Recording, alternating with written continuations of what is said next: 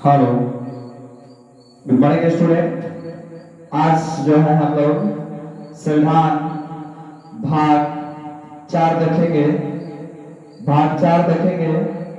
भाग 4 में क्या लिखा हुआ है? भाग 4 में क्या है या नहीं है उसके बारे में देखेंगे।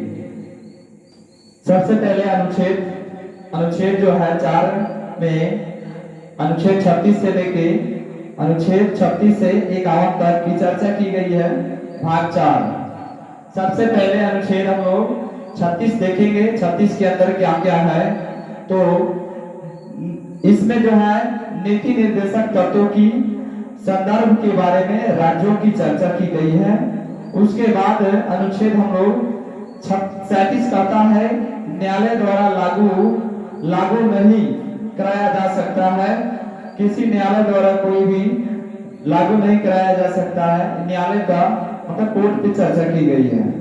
उसके बाद अनुच्छेद 38 कहता है लोक कल्याण के लिए अभिवृद्धि अर्थात जनता का कल्याण करेगी।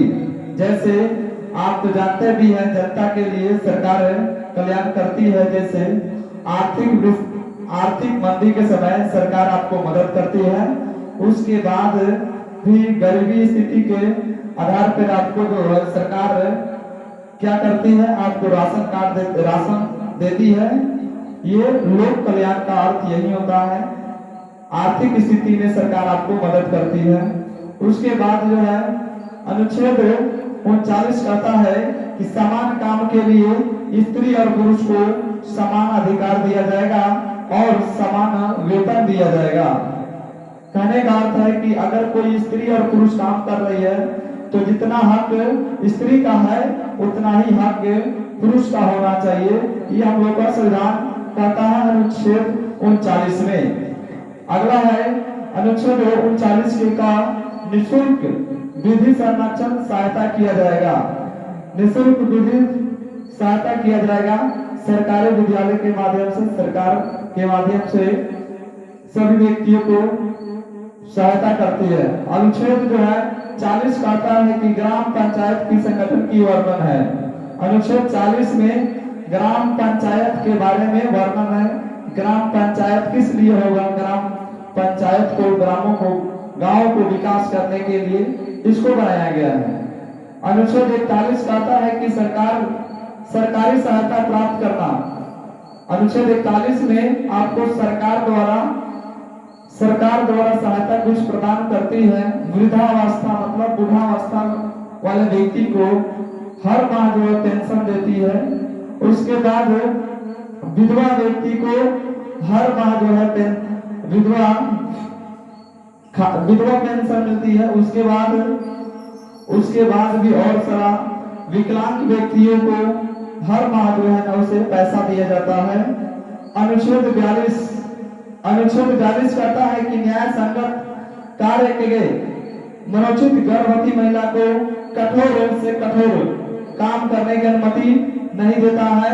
अनुच्छेद हम लोग को 42 कहता है। ये संविधान के अकॉर्डिंग हम लोग बोल रहे हैं।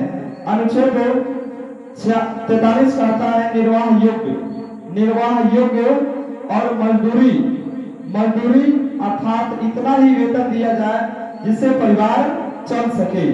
अनुच्छेद 43 कहता है कि अगर कोई मजदूर को इतना वेतन दिया जाए जिसका परिवार चल सके, जिस तरह महंगाई बढ़ती है वैसा ही उसी हिसाब से उसका वेतन भी बढ़ता है, उसका मजदूरी भी बढ़ता है।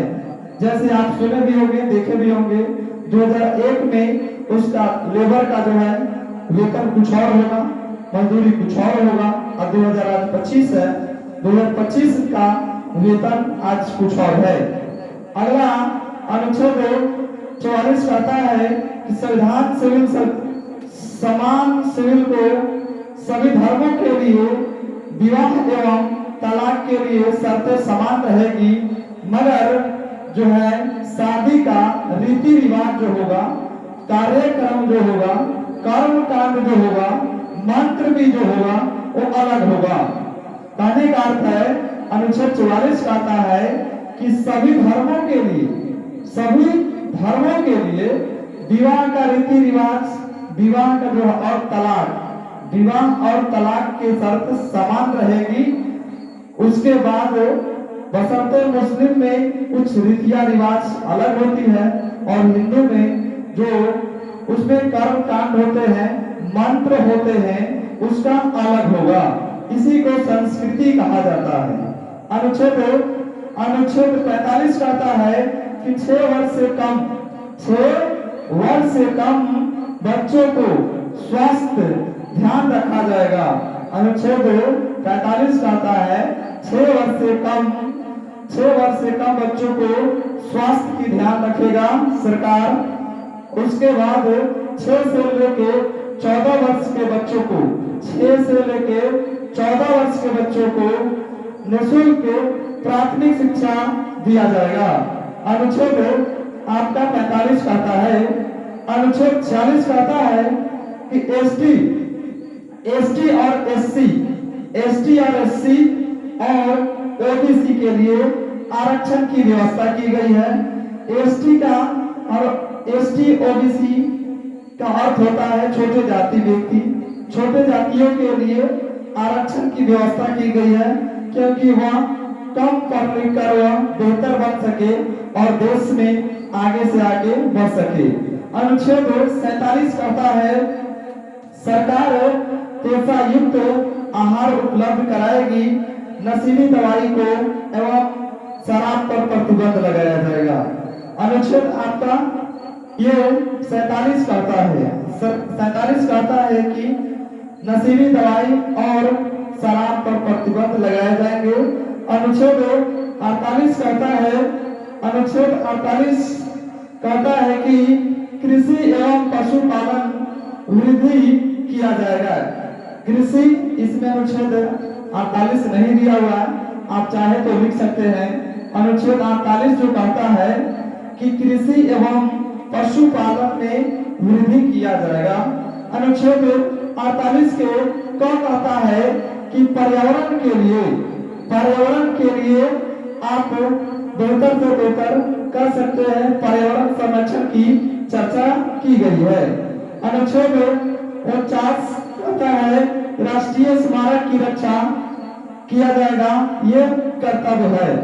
राष्ट्रीय जो भी राष्ट्रीय फ्लैग है, राष्ट्रीय फूल है, जो भी राष्ट्रीय लेवल पे है, उसको सभी को आपका राष्ट्रीय कर्तव्य होगा कि पालन करना। उसके बाद अनुच्छेद 50 कहता है कि कार्यपालिका और कार्यपालिका से न्यायपालिका को अलग नहीं किया जा सकता, अनुच्छेद 51 कहता है अंतर्राष्ट्रीय लेवल पे शांति को बढ़ावा देना और विवादों को सुलझा देना। शांति को बढ़ावा देना और तरह तरह के जो झगड़ा होती है उसको सुलझा देना। आज हम लोग जो है भाग 4 देख लिए, 36 से लेके 51 तक। इस चैनल को आप लोग सब्सक्राइब कीजिए और लाइक कीजिए और शेयर करना मत भूलिए। जय हिंद, जय भारत।